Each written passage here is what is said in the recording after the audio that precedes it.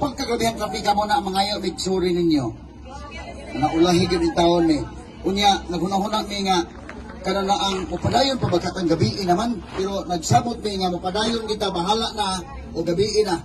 Mupadayon ta tungod kay ni anhime dili lang pagpanghatag og relief goods, pagpaambit sa atong mga relief goods kundi ni anhime aron among pahibaw-on. Nga bisan pa man sa aguma na to nga kasakit sa linog, bisan pa man sa kaguol, wa mo mag-inusara naa kauban mi ninyo gihapon ang UIHK tayo. Una nga bisan pa man o naka-experience ta, kitang tanan naka-experience pero mas kusugin sa inyo, kagamo man ma-presente sa linog, makausahay makaingon ta, murag naunsa naman yung panahon karon. Pero human sa mga linog, at least makakita mo mga tao, sama na to karon nga niya, makakita sa mga naay paglaom. No? Usahay makaingon ka, unsa man yung among nadangatan sa mga kinabuhi, anong mauman ang nadangatan.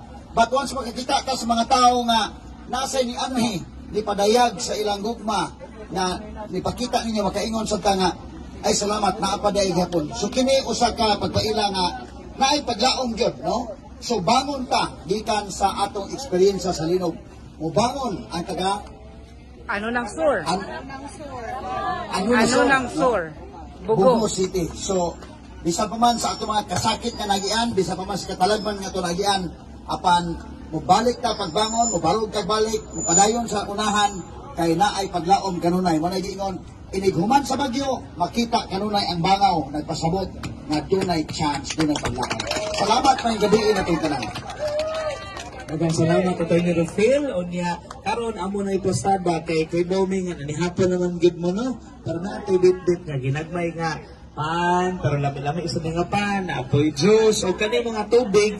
Unya, of course,